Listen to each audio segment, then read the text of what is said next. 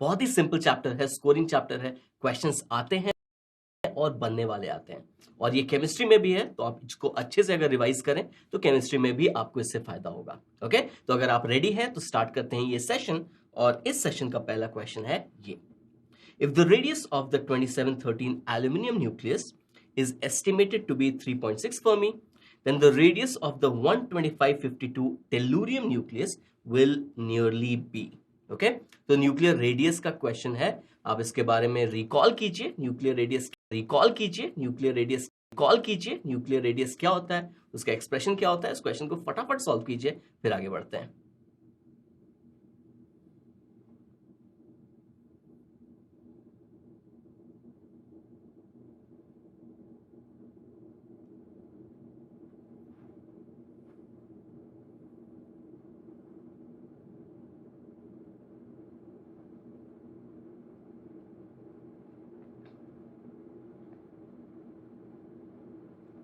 Alright, चलिए, तो nuclear radius का एक्सप्रेशन क्या होता है? न्यूक्लियर रेडियस होता है r is equal to R naught to the power a/3, जहां a क्या होता है? a होता है मास नंबर, और r नॉट एक कांस्टेंट होता है जिसका वैल्यू लगभग 1.2 फेम्टोमीटर या फर्मी होता है। ठीक है, ओके, अब यहां पे क्या करना है हमें? यहां पे हमें क्या आ गया? हमें आ गया radius is proportional to the mass number to the power 1/3। Correct, तो हम क्या कह सकते हैं? हम ऐसा कह सकते हैं क्या कि radius of tellurium divided by radius of aluminium should be equal to the mass number of tellurium. Tellurium का मास नंबर है 125 और एल्यूमिनियम का मास नंबर है 27, तो इसका हो जाएगा टू द पावर 1/3। करेक्ट, अब आपको डेटा भी इतना अच्छा दिया है कि आपको इसमें क्यूब रूट लेने में कोई दिक्कत नहीं होगी। तो 125 का क्यूब रूट होगा 5 और 27 का क्यूब रूट होगा 3, यानी कि रेडियस ऑफ टेलुरियम न्यूक्लियस कितना आ गया? 5/3 इंटू एल्यूमिनियम का रेडियस हमें दिया हुआ है 3.6 फर्मी, यानी कि ये हो गया 1.2 इंटू 5 इज 6, यानी कि 6 फर्मी आ गया हमारा आंसर। ओके, तो आंसर चेक कर लेते हैं, ऑप्शन चेक कर लेते हैं। ऑप्शन ए हमारा करेक्ट ऑप्शन होगा। ठीक है, बहुत ही सिंपल क्वेश्चन है, अगर आपको एक्सप्रेशन पता है न्यूक्लियर रेडियस का तो आप ये क्वेश्चन आराम से सॉल्व कर सकते हैं। ओके, ये क्वेश्चन आते हैं, ठीक है, इस कॉन्सेप्ट पे क्वेश्चंस आते हैं, तो ये याद रखना जरूरी है, r is equal to R naught into A to the power 1/3। Okay, चलिए, ये क्वेश्चन हो गया डन, तो फटाफट अब बढ़ते हैं नेक्स्ट क्वेश्चन पे। नेक्स्ट क्वेश्चन क्या है हमारे पास?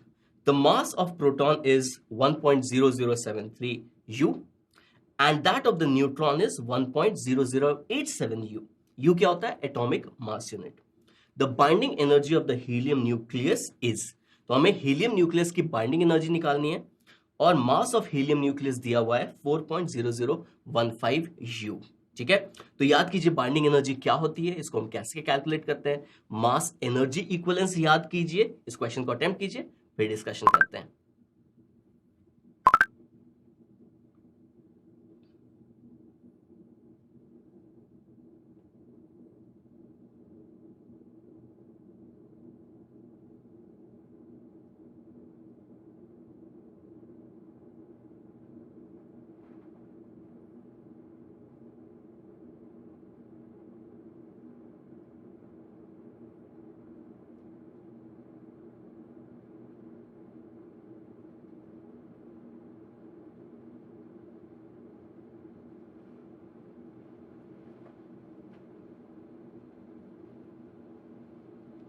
ऑलराइट, चलिए स्टार्ट करते हैं इसका डिस्कशन।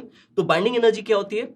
मान लीजिए आपके पास न्यूक्लियस के कॉन्स्टिट्यूएंट्स हैं, जैसे आपके पास प्रोटॉन है, न्यूट्रॉन है, और ये बहुत दूर दूर है, ठीक है, इनके बीच में आपस में कोई इंटरेक्शन नहीं है। जब ये नजदीक आके एक न्यूक्लियस बनाते हैं तो कुछ एनर्जी रिलीज होती है, इस एनर्जी को क्या कहते हैं हम? इस एनर्जी को हम बाइंडिंग एनर्जी कहते हैं। ठीक है, अगर इस न्यूक्लियस में उतनी ही बाइंडिंग एनर्जी अगर सप्लाई की जाए तो सारे कॉन्स्टिट्यूएंट्स दूर दूर हो जाएंगे। करेक्ट, इसको हम कहते हैं बाइंडिंग एनर्जी। अब ये बाइंडिंग एनर्जी आती कहां से है?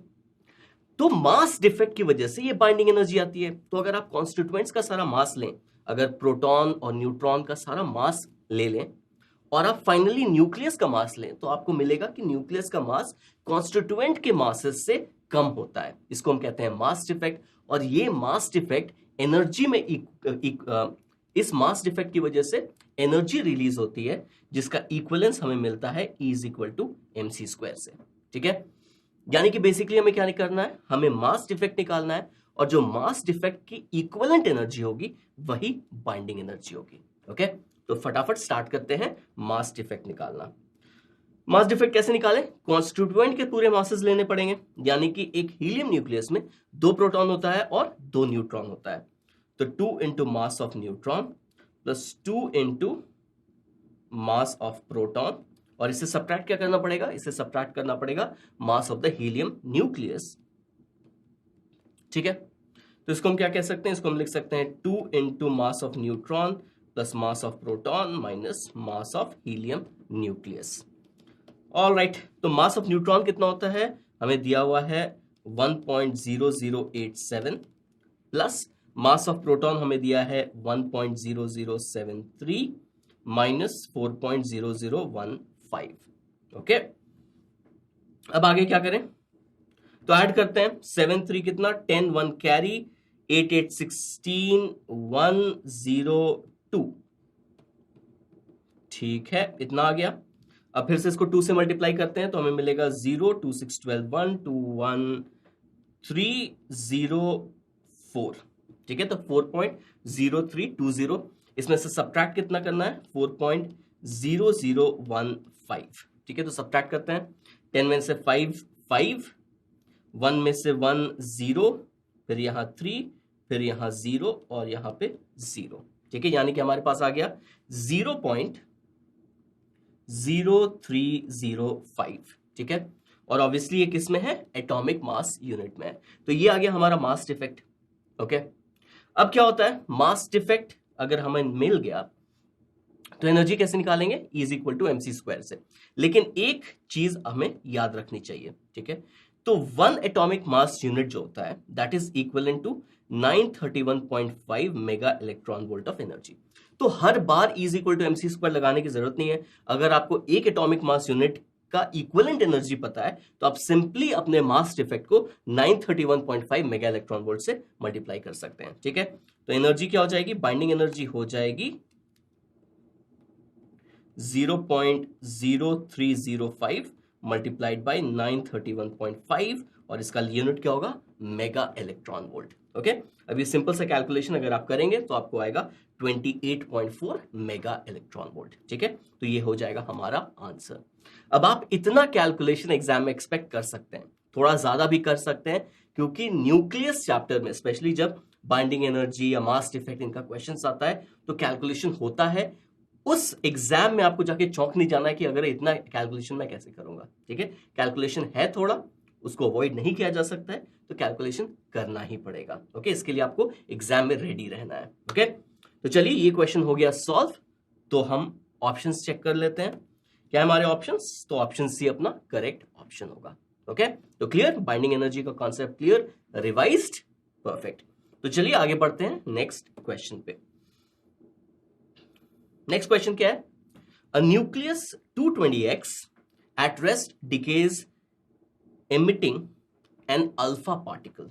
Okay, if the energy of the daughter nucleus is 0.2 mega electron volt, Q value of the reaction is। ठीक है, तो अब याद कीजिए कि अल्फा डीके क्या होता है, उसका इक्वेशन क्या होता है, उसके बाद अब याद कीजिए कि Q वैल्यू क्या होता है, और kinetic energy of the daughter nucleus और Q वैल्यू के बीच में कैसे एक रिलेशनशिप निकाल सकते हैं।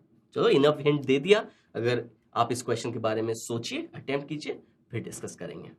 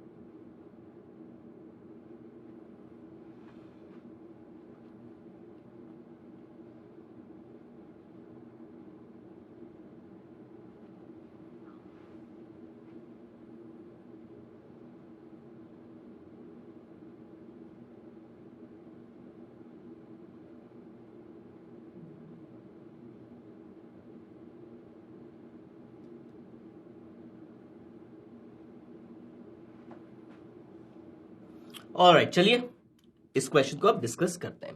तो अल्फा डीके में क्या होता है, अगर मेरे पास कोई एलिमेंट है AXZ, यानी ये उसका मास नंबर है और Z उसका एटॉमिक नंबर है, तो अगर वो अल्फा डिके करता है, अल्फा पार्टिकल एमिट होता है, तो क्या होता है, उसका जो मास नंबर है वो 4 से चेंज हो जाता है, यानी कि मास नंबर A-4 हो जाता है, और जो एटॉमिक नंबर है वो 2 से कम हो जाता है, और हमें मिलता है एक हीलियम न्यूक्लियस, करेक्ट, और ऑब्वियसली कुछ एनर्जी रिलीज होगी।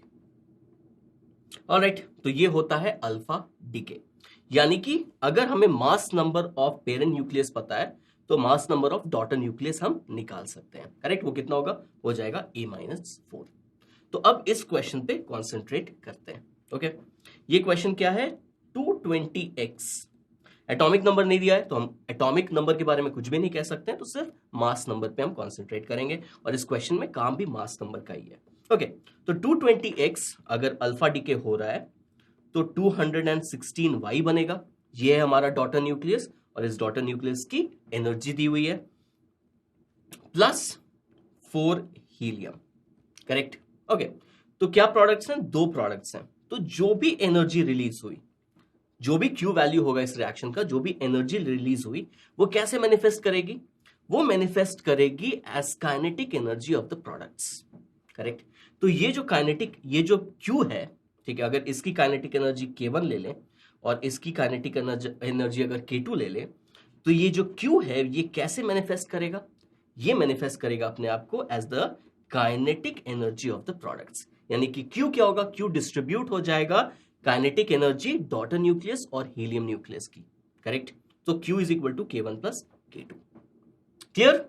ओके, अब दूसरी चीज क्या है कि ये जो पेरेंट न्यूक्लियस है ये रेस्ट पे था, इसके अंदर इंटरनल फोर्सेस ने काम किया, ठीक है, कोई एक्सटर्नल फोर्सेस तो इसके ऊपर काम नहीं किया, इंटरनल फोर्सेस ने काम किया, क्योंकि जो रेडियो एक्टिविटी होती है वो इंटरनल, वीक इंटरनल फोर्सेस के कारण होती है, तो वो हुआ, और उसके कारण ये जो अल्फा डीके है ये पॉसिबल हुआ, यानी कि एक्सटर्नल फोर्सेस सिस्टम के ऊपर नहीं लग रहे थे। इसका मतलब क्या होगा, इसका मतलब मोमेंटम कंजर्व होगा, यानी कि मैं कह सकता हूं कि मैग्नीट्यूड ऑफ मोमेंटम जो दोनों का होगा वो इक्वल होगा, यानी कि डॉटर न्यूक्लियस और हीलियम दोनों का जो मैग्नीट्यूड ऑफ मोमेंटम होगा वो क्या होगा, वो इक्वल होगा, है कि नहीं, यानी कि P1 is equal to P2। Obviously दोनों ऑपोजिट डायरेक्शन में होंगे, तभी वो एक दूसरे को कैंसिल करेंगे, इनिशियल मोमेंटम 0 था, मैं सिर्फ मैग्नीट्यूड की बात कर रहा हूं कि दोनों का मैग्नीट्यूड जो होगा वो इक्वल होगा, है कि नहीं। ओके, अब काइनेटिक एनर्जी क्या होती है, काइनेटिक एनर्जी होती है P²/2m, यानी कि यहां से क्या पता चला, यहां से पता चला कि मोमेंटम तो कांस्टेंट है, अगर मोमेंटम कांस्टेंट है दोनों पार्टिकल्स का, यानी कि kinetic energy is inversely proportional to the mass, है कि नहीं। अब ये जो Q है ये K1 और K2 में डिवाइड होना है, और काइनेटिक एनर्जी क्या है, kinetic energy is inversely proportional to the mass, यानी कि हम डायरेक्टली ऐसा लिख सकते हैं कि नहीं, K1 is equal to m2/m1 plus m2 multiplied by Q। सोच के बताइए, ऐसा लिख सकते हैं कि नहीं, बिल्कुल ऐसा लिख सकते हैं, ठीक है। Q क्या है, K1 और K2 में डिवाइड होना है, और K क्या है, इनवर्सली प्रोपोर्शनल टू मास। तो K1 को हम कैसा लिख सकते हैं, K1 को हम लिख सकते हैं, दो काइनेटिक एनर्जीज क्या है, in the inverse ratio of their masses, यानी K1 को हम डायरेक्टली लिख सकते हैं m2 divided bye m1 plus m2 into Q, और यहां से हम कह सकते हैं कि Q is equal to K1 into m1 plus m2 divided by m2। अब सिंपली क्या है, अब हमें सब्सटीट्यूट कर देना है, तो Q कितना हो जाएगा, K1 का वैल्यू कितना दिया है हमें, K1 का वैल्यू हमें दिया है 0.2 मेगा इलेक्ट्रॉन वोल्ट, ये रहा K1 का वैल्यू। फिर mass of m1 plus m2, यानी कि 216 और 4 मिलके कितना हो जाएगा, 220 हो जाएगा, डिवाइडेड बाय m2, m2 कितना है, m2 है 4। ओके, तो कितना हो जाएगा, ये हो जाएगा 55, और 55 इंटू 2 कितना हो जाता है 110, तो ये आ जाएगा 11 मेगा इलेक्ट्रॉन वोल्ट। तो हमारा फाइनल आंसर क्या आ जाएगा, 11 मेगा इलेक्ट्रॉन वोल्ट। ऑलराइट, इस क्वेश्चन के बारे में एक बार फिर सोचिए, एक बार रिवाइज कीजिए, अगर आप चाहें तो इस क्वेश्चन को नोट, इस सॉल्यूशन को नोट भी कर सकते हैं, बट मोस्टली ये है कि आप इस सॉल्यूशन को एक बार फिर से देखिए और मेक श्योर कि आपको ये अच्छे से समझ में आ रहा है और आप ये सारी चीजों को रिकॉल कर पा रहे हैं, जो भी बातें हम कर पा रहे हैं, आप भूल तो नहीं गए, आप उसको रिकॉल कर पा रहे हैं, कुछ नया सा तो नहीं लग रहा है? अगर ऐसा है तो आपको वापस एक बार थियरी रिवाइज करने की जरूरत है। ऑलराइट, तो इसको फटाफट नोट कीजिए, फिर चलते हैं नेक्स्ट क्वेश्चन पे।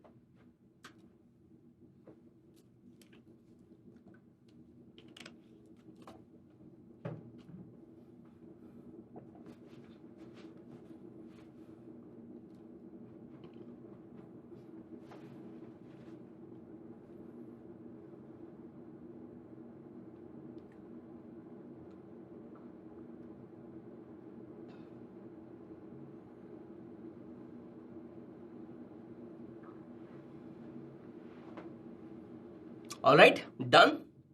तो ऑप्शंस चेक करते हैं। तो ऑप्शन सी हमारा करेक्ट ऑप्शन होगा। ऑलराइट, इसकी कहानी खत्म। तो अब फटाफट चलते हैं नेक्स्ट क्वेश्चन पे। नेक्स्ट क्वेश्चन क्या है? नेक्स्ट क्वेश्चन है ये, if a heavy nucleus has n/z ratio higher than required for stability, then it emits beta minus, it emits beta plus, it emits alpha particle, it will undergo k electron capture। Okay, तो फटाफट इस question को solve कीजिए। अगर आपको आता है आप फटाफट सॉल्व कर देंगे, अगर नहीं पता है आपको तो आप इसको सॉल्व नहीं कर पाएंगे। ठीक है, तो आप इसको रिकॉल करने की कोशिश कीजिए, फटाफट सॉल्व कीजिए और फिर इसको डिस्कस करते हैं।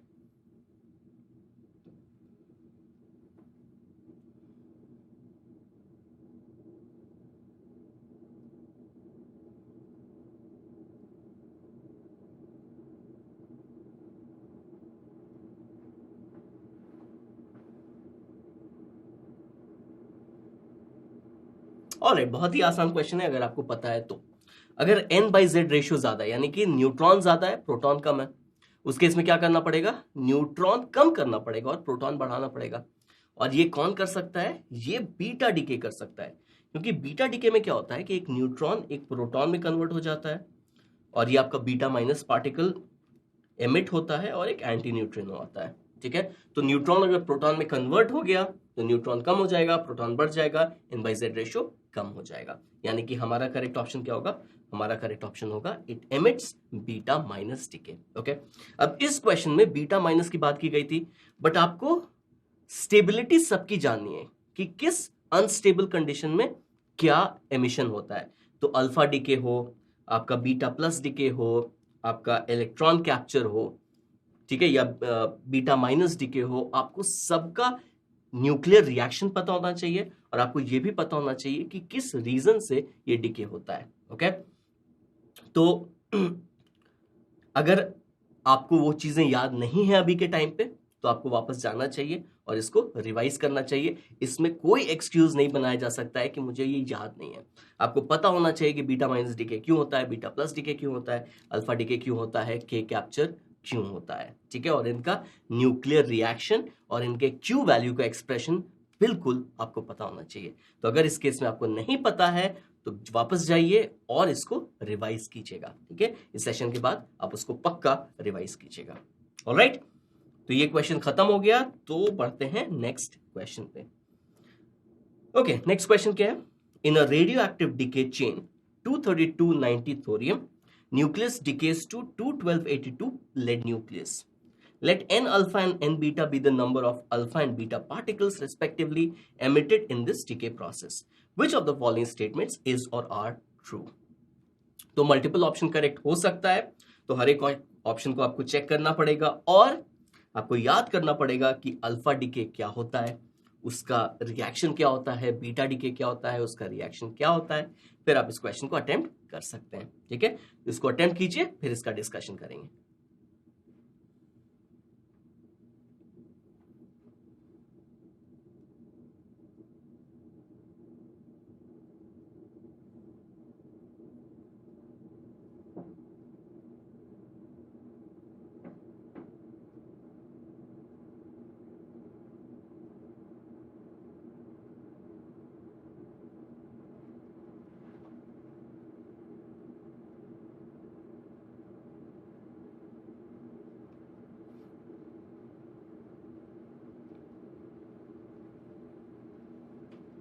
ऑलराइट, चलिए, अल्फा डीके में क्या होता है?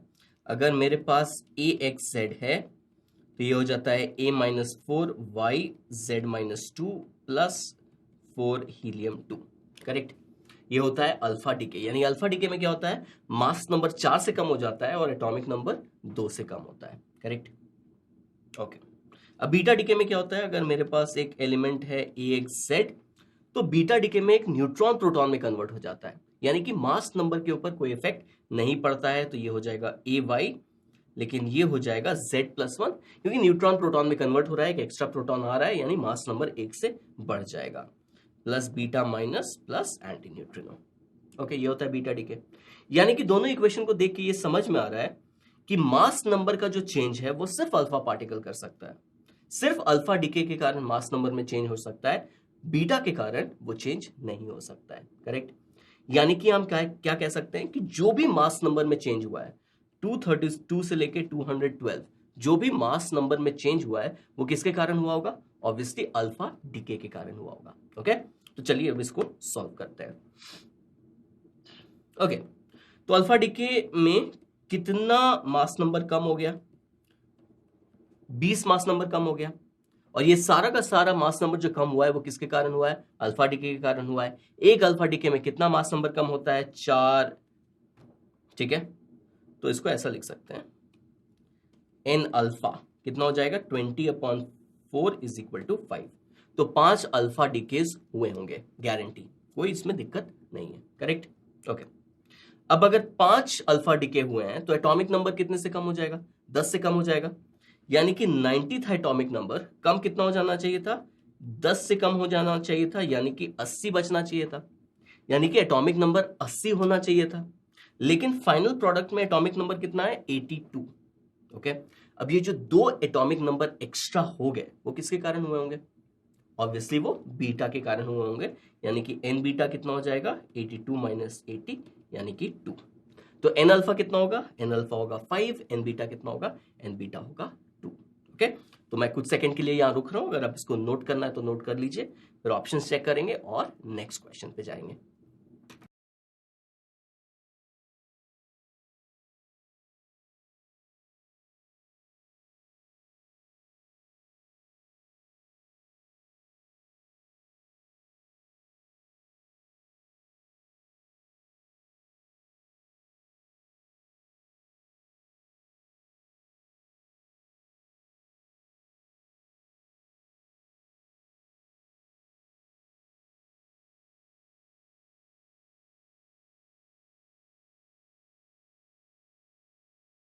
Alright, done. तो ऑप्शंस चेक करते हैं, तो हमारा ऑप्शन ए और सी करेक्ट ऑप्शन होगा। ऑलराइट, तो ये हो गया डन। अब फटाफट नेक्स्ट क्वेश्चन पे चलते हैं। तो नेक्स्ट क्वेश्चन क्या है, नेक्स्ट क्वेश्चन है ये, the isotope 12B5 having mass 12.014 atomic mass unit undergoes beta decay to 12C6. Now 12C6 has an excited state of the nucleus 12C6 star. तो स्टार का मतलब है कि ये एक्साइटेड स्टेट में न्यूक्लियस है और इसकी एनर्जी कितनी है, 4.041 mega electron volt above its ground state. Now if 12B5 decays to 12C6 star, the maximum kinetic energy of the beta particle in the units of mega electron volt will be. ये हमें निकालना है, एक atomic mass unit हमें पता है 931.5 mega electron volt के बराबर होता है। ओके, तो इस क्वेश्चन को अटेम्प्ट कीजिए, फिर इसका डिस्कशन करेंगे।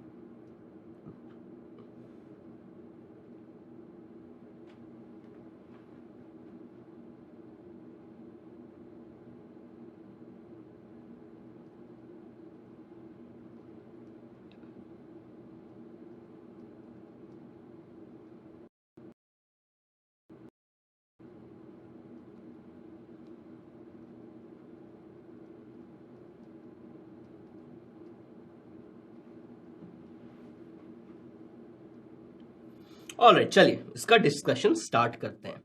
तो अब बीटा डिके हुआ है, बीटा डिके से कुछ एनर्जी निकलेगी, उसको हम क्या कहते हैं, उसको हम कहते हैं क्यू वैल्यू। ठीक है, तो इस ये जो बीटा पार्टिकल है इसको काइनेटिक एनर्जी मिलेगी कहां से? ऑब्वियसली इस क्यू वैल्यू का ही कुछ पार्ट जो है वो बीटा डिके को या बीटा पार्टिकल को एनर्जी देगा। करेक्ट, इसका मतलब है सबसे पहले हमें तो क्यू वैल्यू निकाल लेना चाहिए। तो बीटा डिके का इक्वेशन क्या होता है? 12b5 और ये बन जाएगा 12c6 और ये किस में है? एक्साइटेड स्टेट में है, plus beta minus plus anti neutrino. ठीक है, अब एक बीटा डिके का क्यू वैल्यू कितना होता है? एक बीटा डिके का क्यू वैल्यू आपको याद होना चाहिए। ओके, क्यू वैल्यू क्या होता है? मास ऑफ द कॉन्स्टिट्यूएंट्स, ठीक है, minus the mass of the products और मल्टीप्लाइड बाय सी स्क्वायर। ठीक है, ये होता है क्यू वैल्यू। बट आप हर बार इसको डिराइव नहीं कर सकते, ऑब्वियसली आप इसको डिराइव करने में ज्यादा टाइम नहीं लगेगा, बट आपको ये याद होना चाहिए, इसमें कोई नेगोशिएशन नहीं हो सकता है। अल्फा डिके के लिए, बीटा डिके के लिए, बीटा प्लस डिके के लिए, के कैप्चर के लिए, सबके लिए आपको क्यू वैल्यू क्या होता है वो याद रहना चाहिए। ओके, तो अब इसका क्यू वैल्यू हम लिखेंगे। अब क्योंकि मुझे याद है मैं डायरेक्टली लिख रहा हूं कि जो क्यू वैल्यू होगा वो कितना हो जाएगा? वो हो जाएगा mass of 12b5 minus mass of 12c6 star. और इसको किससे मल्टीप्लाई करेंगे? हमारे जो मासेस होंगे वो किस में होंगे? एटॉमिक मास यूनिट में होंगे, यानी कि 931.5 से अगर मल्टीप्लाई कर दें तो आंसर हमारा आ जाएगा मेगा इलेक्ट्रॉन वोल्ट में। करेक्ट, ठीक है, तो simply mass of the parent nucleus minus mass of the daughter nucleus, दोनों साइड से इलेक्ट्रॉन के मासेस कैंसिल हो जाते हैं, बट हर केस में इलेक्ट्रॉन के मास कैंसिल हो जाए ऐसा जरूरी नहीं है, इसलिए वापस जाइएगा और इसको रिवाइज पक्का कीजिएगा। ओके, चलिए, अब मास ऑफ बोरॉन मुझे दिया हुआ है कितना? 4 नहीं, मुझे मास दिया हुआ है 12.014 और मास ऑफ कार्बन कितना होगा? मास ऑफ कार्बन तो हमें दिया नहीं है, तो मास ऑफ